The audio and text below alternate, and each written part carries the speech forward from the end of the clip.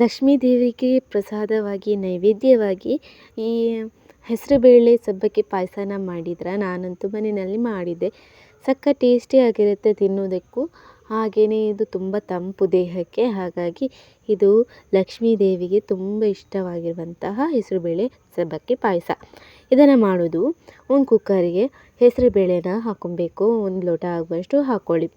ಅದಾದಮೇಲೆ ಅದಕ್ಕೆ 1 tea spoon ಆಗುವಷ್ಟು ಕಡಲೆಬೇಳೆನ ಹಾಕ್ಕೊಳ್ಳಿ.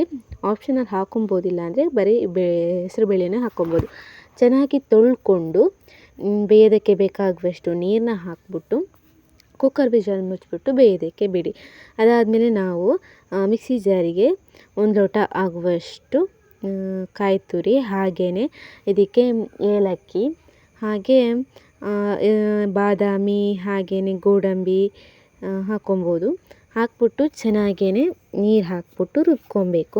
ರುಬ್ಬಿದ್ದಾದಮೇಲೆ ನಾವು ಫ್ರೈಯಿಂಗ್ ಪ್ಯಾನಲ್ಲಿ ಒಂದು ಸ್ವಲ್ಪ ತುಪ್ಪ ಹಾಕ್ಕೊಂಡು ಗೋಡಂಬಿ, ಬಾದಾಮಿನ ಸಣ್ಣ ಸಣ್ಣದಾಗಿ ಕಟ್ ಮಾಡಿಬಿಟ್ಟು ಹಾಕೋದಾದರೆ ಅದಾದಮೇಲೆ ದ್ರಾಕ್ಷಿನ ಹಾಕ್ಬಿಟ್ಟು ಚೆನ್ನಾಗಿ ಒಂದು ಸ್ವಲ್ಪ ಫ್ರೈ ಮಾಡಿಬಿಟ್ಟು ಎತ್ತಿಟ್ಕೊಂಬಿಡಿ. ಅದಾದಮೇಲೆ ನಾವು ಅದರಲ್ಲಿರುವ ತುಪ್ಪಕ್ಕೇ ನಾವು 1 ಲೋಟ ಆಗುವಷ್ಟು ಸಬ್ಬಕ್ಕಿನ ಹಾಕ್ಕೊಬೇಕು. ಹಾಕ್ಬಿಟ್ಟು ಚೆನ್ನಾಗಿ ಒಂದು ಸ್ವಲ್ಪ ಫ್ರೈ ಮಾಡಬೇಕು. ಫ್ರೈ ಮಾಡಿದರೆ ಅದು ಚೆನ್ನಾಗಿ ಬೇಯುತ್ತೆ. ಬೆಂದು ಚೆನ್ನಾಗಿ ರುಚಿಯಾಗಿ ಸಿಗುತ್ತೆ. ಹಾಗಾಗಿ ಒಂದು ಸ್ವಲ್ಪ ಫ್ರೈ ಮಾಡಿದರೆ ಸಾಕಾಗುತ್ತೆ. ಅದಾದಮೇಲೆ ನಾವು ಬೆಲ್ಲನ ಪಾಕ ಮಾಡ್ಕೊಬೇಕು. ಸಿಹಿ ಎಷ್ಟು ಬೇಕಾಗುತ್ತೆ ಅಷ್ಟು ಬೆಲ್ಲನ ನಾವು ಪಾಕ ಮಾಡಿಕೊಂಡು ಎತ್ತಿಟ್ಕೊಂಡ್ಬಿಡಬೇಕು. ಇವಾಗ ನಾವು ಯಾವ ಪಾತ್ರೆಯಲ್ಲಿ ಪಾಯಸ ಮಾಡ್ತಾಯಿದ್ದೀವಿ ಅದಕ್ಕೆ ನಾವು ಆವಾಗಲೇ ಕಾಯಿನ ಏನು ರುಬ್ಬಿಟ್ಕೊಂಡಿದ್ದೀವಿ ನೋಡಿ ಅದನ್ನು ಹಾಕ್ಕೊಬೇಕು.